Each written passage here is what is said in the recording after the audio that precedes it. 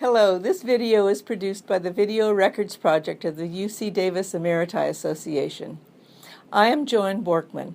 The Video Records Project was begun in 1992 and since then has recorded over 400 interviews with emeritus and emerita faculty, as well as leaders from the campus administration and staff. These are the people who created the history of the campus. The interview you will see here is part of an archive of oral histories, first-hand accounts of the individuals and groups who worked to make UC Davis one of the nation's, even the world's, leading universities. Alison Berry, Professor Emeritus in the Department of Plant Sciences, was appointed in 1984 and retired in 2016.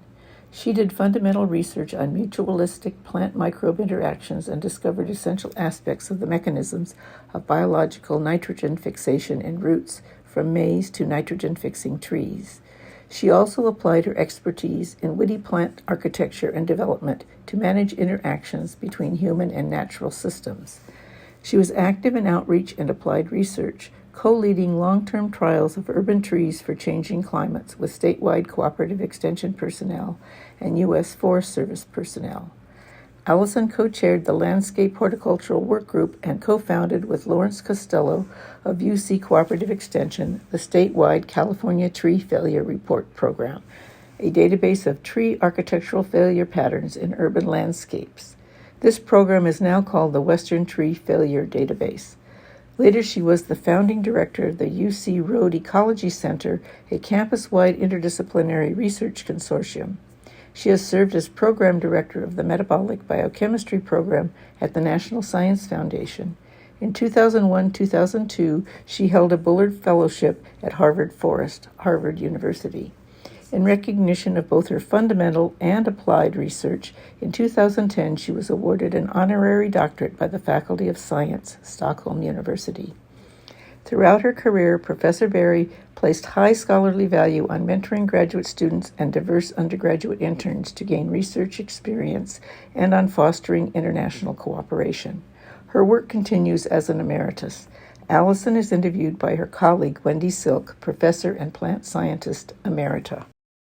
Alison, I'm so pleased that you agreed to do an interview for the Oral History Project.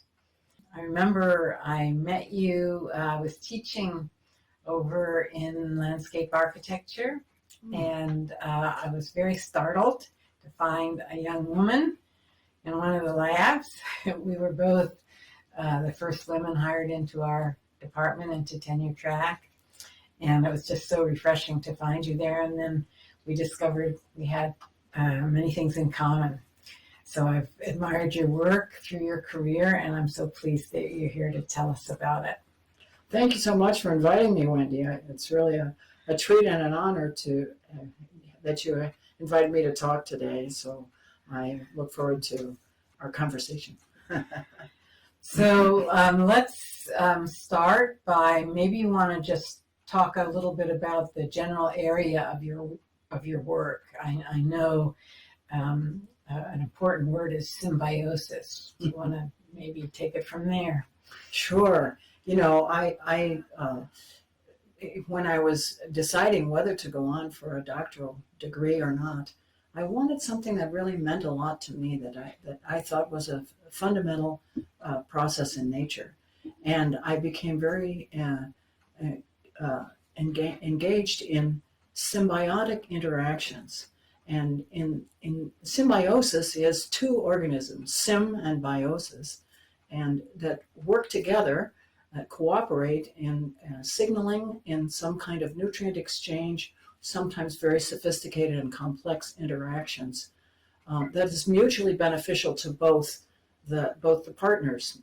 And I was struck by the fact that symbiosis is as fundamental to biology, to life on the planet, as so this idea of cooperation among disparate organisms, bacteria and plants, fish and bacteria, fungi and plants, and so on, is this cooperative interaction is as fundamental as we always hear about competitive interactions in the life processes, in evolution and so forth.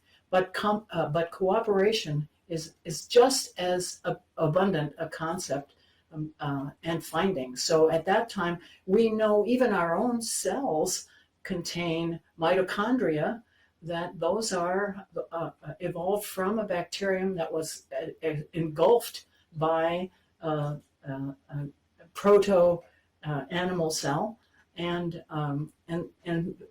there's an interaction between these mitochondria and the human cell. So we ourselves are the product of a symbiosis.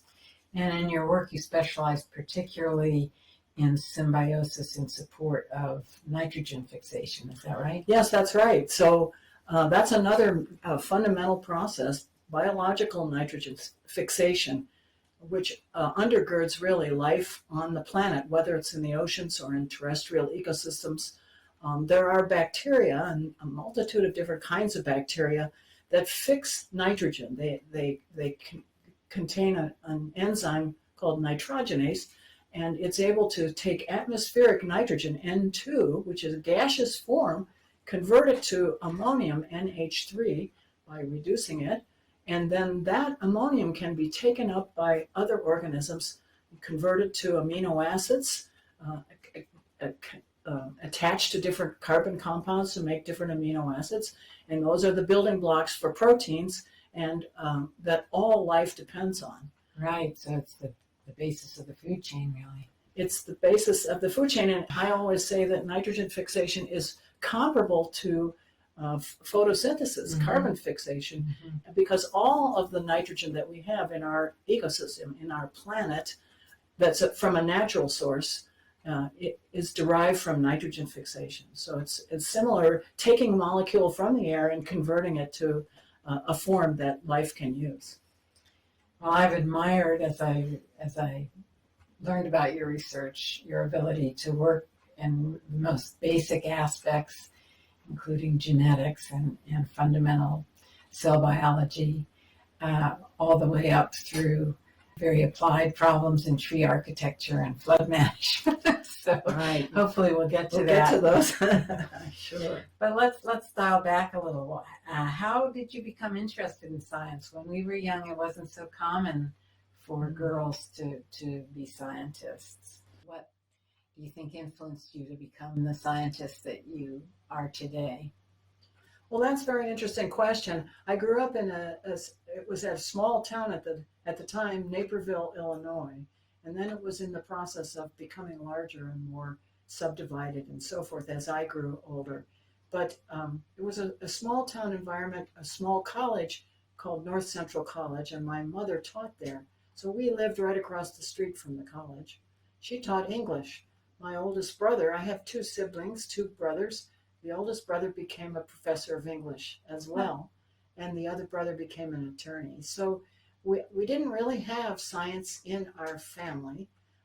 Certainly my family of origin was very supportive of education, learning, exploring, and so I started out more in liberal arts in anthropology. And I thought, well, I'll be a professor of anthropology. That's what I thought very young. But I also combined that with some experiences with biology that I really also was very excited about, even in high school or earlier. I remember going to the library across the street, the college library, trying to find a book on DNA, and it had all these molecules in it and stuff. But so I suppose I was always interested I was interested, but I didn't have, I didn't have the background in my family that shaped that particularly. I had my mother did major in English and physics, so so there's something in there somewhere. But I was also very influenced by my aunt, my mother's sister, who was an artist and taught at University of Cincinnati, and she traveled all over the world, and she would come back and tell us stories of her travels, and she had a suitcase with a lot of travel stickers on it, and I just thought that was wonderful. And she was very independent. She would sleep in her Volkswagen bus wherever she went within the United States, and so I was very I thought this was wonderful. And it allowed me to think about that for my own life, that I could be an independent person and travel around and have wonderful experiences. Which was not so common in the late 50s, early 60s when we were growing up. That's right. But I didn't have that kind of role model. That's exactly right. But I have to say my family never imposed role models on me in terms of marriage and so forth. I did turn out to be, a person who did not follow the model of, a man and a woman in marriage with children. I do have a dear spouse, Lynn Woolard, and we've been together for 32 years. So, and it has enabled me to be very independent. I always loved biology as well as archaeology and, writing as well. So there, I had multiple interests even from a young age.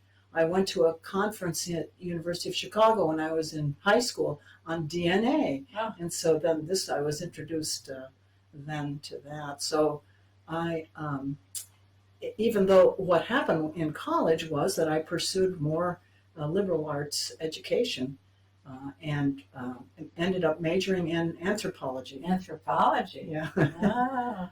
And, I did field work in anthropology. I was in an archaeological dean, but I also did my own honors thesis in the mores, and some of the chants of a group of Hispanic villagers in New Mexico. So I was very much engaged and not in plants at that time. So, but I was impressed with the way the villagers knew about plants.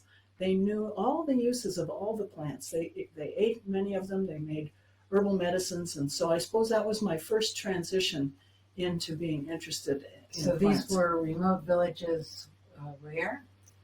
In the mountains, high in the mountains of New Mexico. Oh, in New Mexico. Yes. Okay. So So then that was a kind of segue into an interest in biology or agriculture?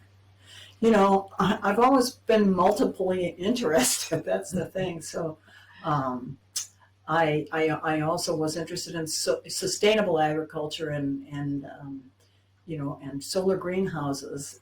And so these were some things I got involved with after college. So I was quite interested in, it was a time of social change.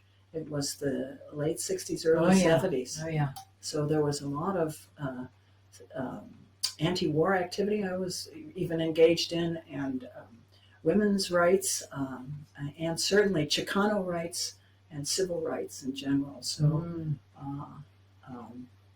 so I sort of segued away from pursuing anthropology and thought that something, ethnobotany or something like that might be a possibility.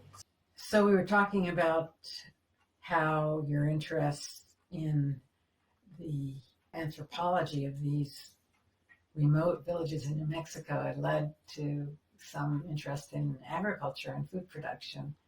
Yes. And it was the times also. Definitely the times. Yeah. You went to graduate school at that point?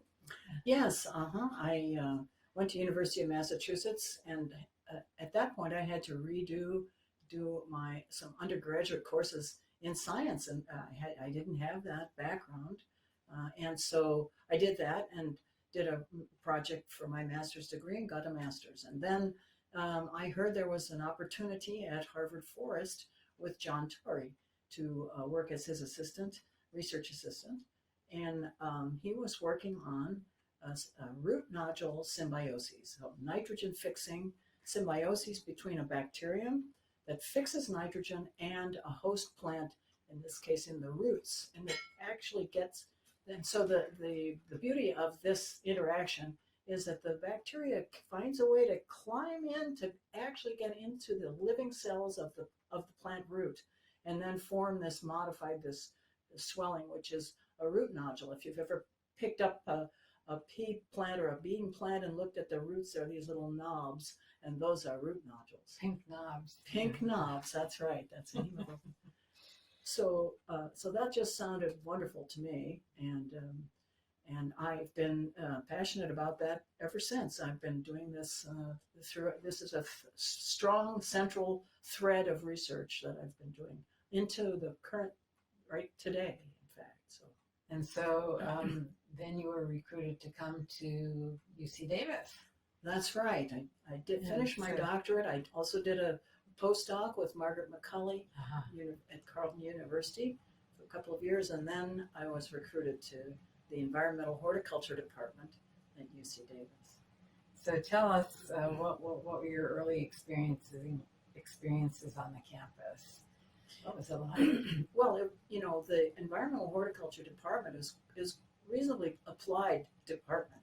So they were working on horticultural problems, not so much fundamental questions of the way life is organized. But they were very open to whatever I would bring there. On the other hand, at the same time, this is, UC Davis is a land-grant university, and I strongly have always supported the idea that what we do in research as scientists should have some relevance and significance and benefit for the people of the state and of the world, really. And so, in addition to my fundamental research, which is on a certain kind of root nodule symbiosis, which I can talk more about, I also carried out what we call mission-oriented research, or a little more applied research. So I've done both of these threads that have woven through my 30-some years at UC Davis. I remember being startled to encounter you in a hard hat, whacking away at some huge trees on campus. I don't. Yeah. So I was recruited to in a position called landscape horticulture. Richard Harris was my predecessor, and when I first came to campus, I had been at Harvard Forest, so they thought, well, she must know all about arboriculture and pruning trees and taking care of landscapes. But Dick Harris took me into his backyard and showed me how to prune. But then after that, as I taught the course, and I also taught a course called Trees and Forests that a group of us developed. Carolyn Bledsoe, Michael Barber, Randy Dahlgren was there also. And they were in my department. So we developed that course, Trees and Forests. So I did the trees, and that was a lot of fun too. We did a lot of field labs, outdoor labs. So where I must have been pruning things as a demonstration to students on outdoor labs. So with your teaching, you were already doing a lot of applied work. And yes, very much so. And I felt that was important to maintain that tradition. I tried also to bring in fundamental principles of plant growth and development, and woody plant growth and development. So you did some really basic research in these early years on how nitrogen gets fixed by these little bacteria that you say are called Frankia, that are associated with trees in particular and shrubs. It form root nodule symbioses with the roots, and so my interests have been sort of three different stages of formation of the root nodules and function. So you have formation, you have an infection process. How does that bacteria get into a host cell? And what we found was that there have been changes in the cell wall. Plant cells have these walls. And so how do you get past that wall? So the walls themselves are modified both by the plant and by the bacteria. So that they're squishier, they're pectin rich. If you make jelly that's full of pectin, and they're able to grow their way into the host cell.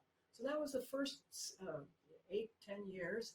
And then next, I became interested in how does Frankia fix nitrogen in a way that is oxygen protected. So Frankia is an aerobic organism, and plants are aerobic organisms. Meaning they need oxygen. They need oxygen to function. Just like we do. Yes, but the nitrogenase enzyme that fixes the nitrogen is sensitive to oxygen, and so there has to be a protective mechanism of one kind or another to allow nitrogenase in an aerobic systems to function. So we discovered that certain lipid compounds form a specialized layer around a specialized type of cell. Frankie is a hyphal organism that forms these little light bulb-like stalked spheres, and that forms a very heavy multi-layered lipid envelope around those spheres called vesicles. And it turns out that that envelope probably is what's protecting the Frankie nitrogenase from deactivation. And these are composed of some very unusual lipid molecules that we were able to describe and identify. You identified. Yes, that's right. The protection against the oxygen. And so then we also were interested in the next step. Okay, that's what's protecting nitrogenase, or the nitrogen fixation process. How is the nitrogen assimilated into the nodules and utilized by the plant, and so that then we can utilize the plants, or other microbes can utilize in the soil. So, and that's just converting ammonium to amino acids. These are the building blocks of proteins. And so we found that there was a specialized way of doing that in some of these root nodule associations. Fascinating. So this was really basic biochemistry and metabolism. Yes. And at the same time, you were doing something very different for the extension. Is that right? Yes. My department was very focused, very mission-oriented, very applied in emphasis, and focused very strongly on coordinating between university research and cooperative extension, so the extending of knowledge to the public. And this also involved developing mutual research interactions. So because I was teaching arboriculture and landscape horticulture, I got involved with a program called the California Tree Failure Report Program. In fact, I was a co-founder of that. And what we worked with practitioners out there in the landscape, arborists, urban foresters, who would fill out reports, a survey of the conditions every time they saw a major branch break, or if a tree fell over in some kind of storm, or whatever the condition was. We have little categories for describing the properties, the architecture of the tree, the problems they observed, and the conditions that they were experiencing. So then we amassed that into a database and shared it among ourselves and wrote some papers about it and so forth. So, wow, so you were working with the molecules that allow nitrogen to be fixed, and you were working with the failure of tree branches in a really applied context. Well, I was working with woody plants, whether it was nitrogen fixing nodules or the architecture, the above ground, or it turned out later the root architecture of woody plants. So that was my theme that I carried from Harvard Forest through learning how to prune and teaching at the university, and then participating in cooperative extension. Wow. So after you'd been at Davis for a while, you did some work outside the campus. I believe you headed up a program at the National Science Foundation. Yes, for a while, didn't you? I was a program director at NSF for 1 year, a full year, and it was in metabolic biochemistry was my area. That was fascinating, being exposed to cutting-edge research in proposals that were submitted, and working to develop the best choices for funding. Mm-hmm. So that was important at influencing the business of science throughout the country. Correct, yes, Yeah. That's right. And around then, you also started some collaborations with European scientists. Is that right? Yeah, starting in the early 90s. People working in symbiosis tend to work together pretty well. Oh. So there were a lot of collaborations of different groups, particularly groups, 2 or 3 groups in Sweden, in Stockholm or in Umeå at the university, Stockholm University, or at the Umeå Agricultural Land Grant University, and also in France, in Lyon, a group there of CNRS. Yeah. And then when you got home again, you became interested and a leader in a new area of science called road ecology. That's right. Right? So I had visiting professorships, I should say, in Stockholm and in Lyon, through several of those through the years. So, yeah. So then, as I said, I was hired in this department in landscape horticulture, and I took that to mean what are the impacts of human rearrangements of landscapes, human infrastructure on the greater ecosystem, and at the same time, how can we manage vegetation, in this case woody vegetation, so that to minimize the conflicts between human activities and infrastructure and the natural environment. And at that time, the field of road ecology it was an offshoot of landscape ecology, and it came to Davis, and I became very interested in that because, partly because I so much feel so bad about roadkill, seeing animals killed on highways, but I also wondered about the impacts of highways on vegetation, and because for animals they require habitat, so they have to be able to move through habitat and live their lives, are reproductive and so forth. So highways and roads cut through almost every habitat that you can shake a stick at. And so at UC Davis, there was a group of people. We gathered and wanted to start a road ecology center. And I became the founding director. Dan Sperling was one of our key initiators, and through the John Muir Institute for the Environment as well, they provided a home for the center. So I worked with highway engineers and other highway planners, and also other academics, and trying to develop methods for ameliorating or identifying the problems of roads and natural environments, and how can we mitigate these problems. So that has led to, you probably have read about these wildlife bridges over roads and that allow migration. So this was part of what we were developing through the years. So we did some research, we did a lot of outreach to the California Department of Transportation and so forth. So that was it was an interesting period. We still have the Road Ecology Center on campus. I've really let go of most of the duties there, so it was quite successful. Yeah.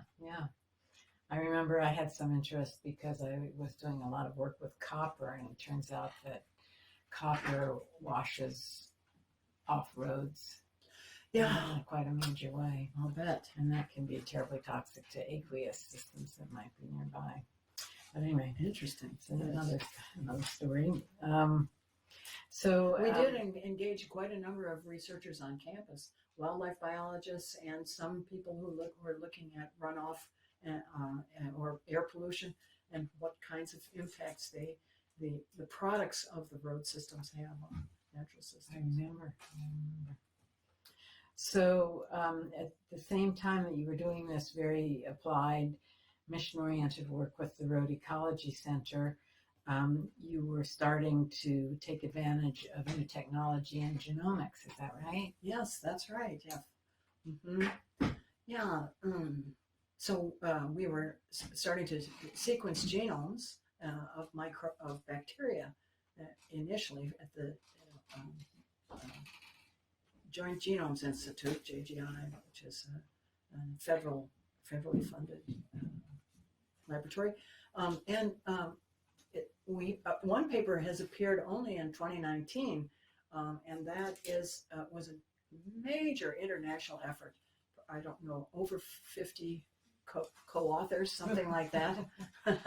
Huge sequencing of plant genomes, because plant genomes are huge. And these are difficult plant genomes too, woody plants and perennials and so forth. So what we were looking at is, what was the evolutionary origin of these root nodule symbioses?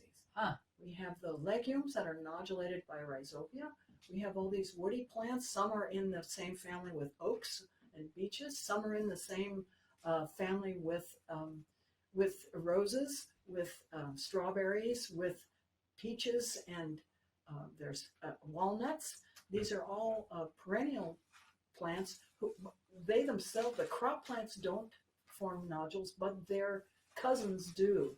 So evolutionarily, they are related. So how did that happen?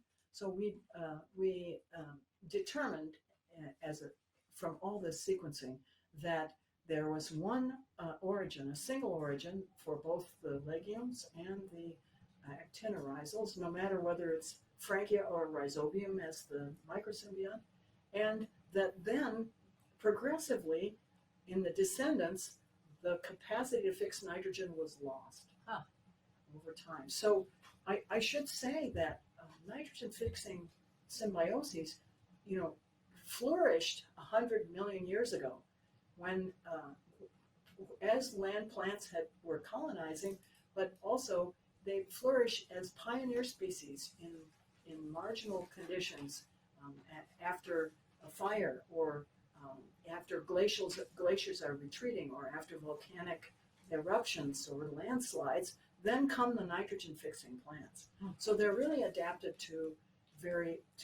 recolonize poor sites and function as pioneers, fixing the nitrogen that then enriches the soil over time. So it's possible they may have put themselves out of business. Because what it turned out is many species have lost the capacity to fix nitrogen. It's not to form root nodules of the plants, that is. So so that was a fascinating thing. We did a huge span of all of this, what's called the nitrogen fixing group, something like that. Enormous amount of work, but what a fascinating result. It was. Extending now not just over scales of distance, but scales of time. Yes. It's exciting. And then you received an honorary doctorate on the basis of both the applied and the basic research. Is that right? That's right. That with the Faculty of Science at Stockholm University awarded for combining both of those threads, really pursuing both of those threads. On the one hand, fundamental research on the origins of life and plant life, and then also looking into environmental concerns at a sort of an applied level. So that was a very large number of accomplishments in both basic and applied work, on both microbes and woody plants. And then you retired. Yes. And I was very startled when I looked at your CV to see that you've had 4 grants since you retired. Most of us have trouble getting grants even before we retire, and it's impossible after we retire. So you're still very active. Do you want to tell us a little bit about your work, and maybe about some things that aren't involved in work in your retirement now? My retirement. So-called.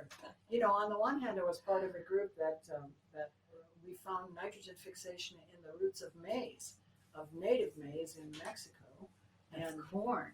Yes, corn. Which ordinarily has to be fertilized with chemical fertilizer that's not very good for the environment, and it's very expensive to manufacture.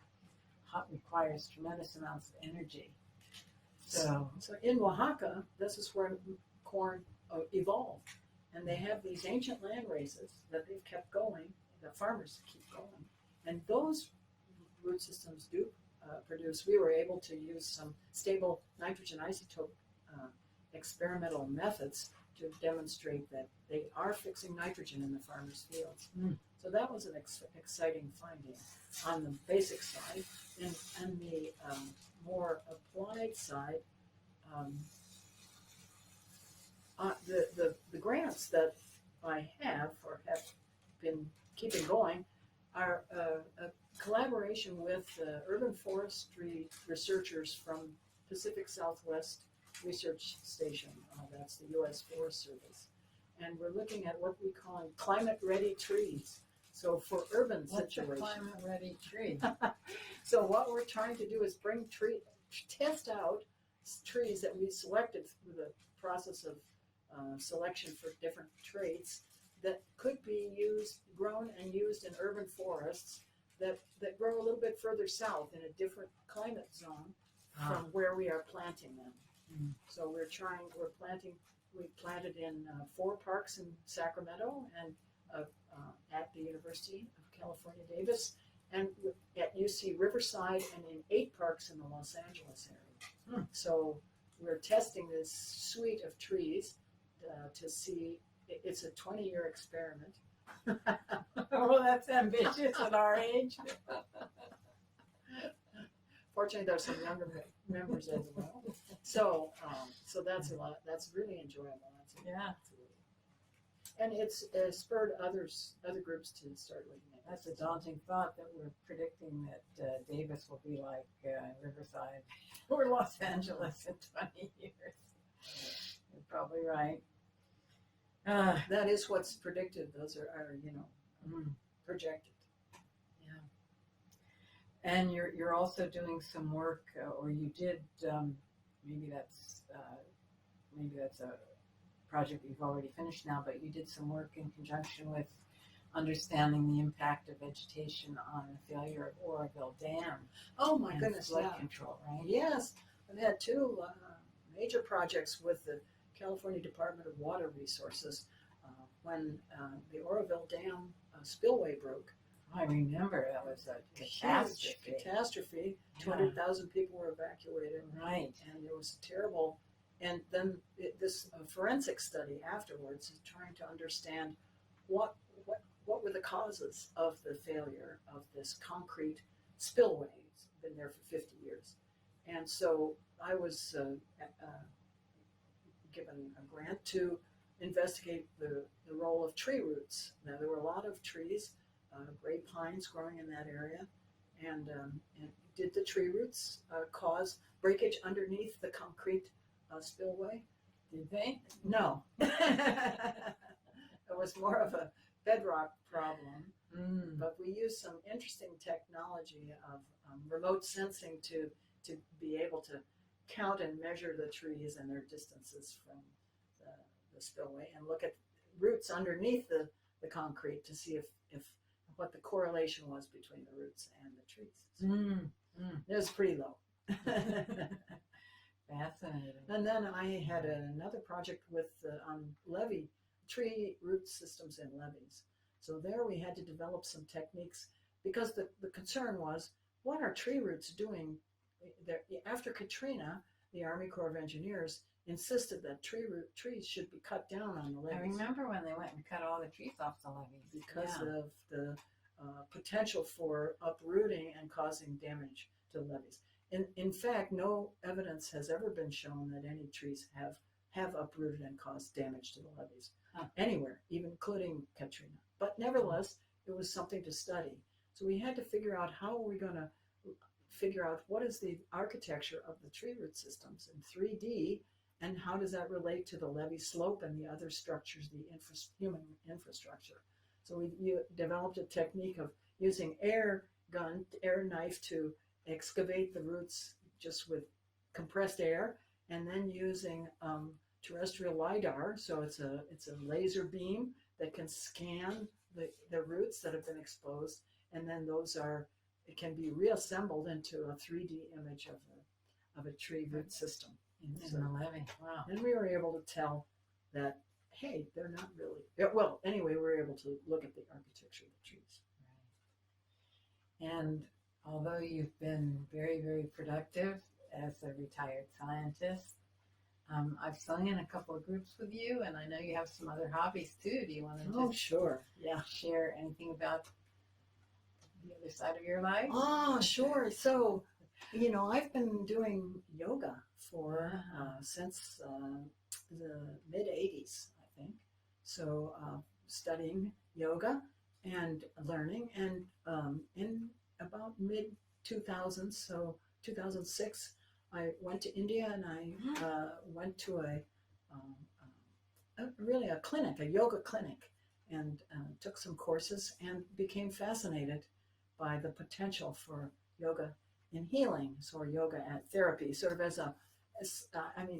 something like massage but no touching, or maybe physical therapy, some kind of using movement and breath to improve energy levels, really is what it comes down to, and also to deal with any issues that you may have at different levels of our being. So I studied yoga therapy, it was called, for 5 years. And it included going to the clinic and training there as an intern and writing papers and doing a research project. It was very interesting. So, yeah. And you continue to practice. I do, yeah. And, music, I know, Wendy, you and I both share music as a love, and different musical groups. Yeah. So it sounds like you've been incredibly productive at the basic and the applied level. You've taken an interest in spatial scales from the microbial to the ecosystem level, and that you're continuing to be extremely productive and active and supportive all kinds of good causes. Thanks, in your retirement. Alison, it's been such a pleasure reviewing some of your exciting work, fundamental work and applied work on nitrogen fixation, symbioses, flood management, protection from falling branches, and remembering some of our experiences together on campus. So thank you so much for doing this. Well, thank you, Wendy, for doing this project. And I'd like to say, too, that it's been really a wonderful career of experiences. And I think partly it's the kind of institution that UC Davis is, that fosters collaborative interactions, that fosters this blending, or this both of mission orientation, land grant missions, and fundamental research. And this is just something that UC Davis is uniquely capable of doing. So, thank you.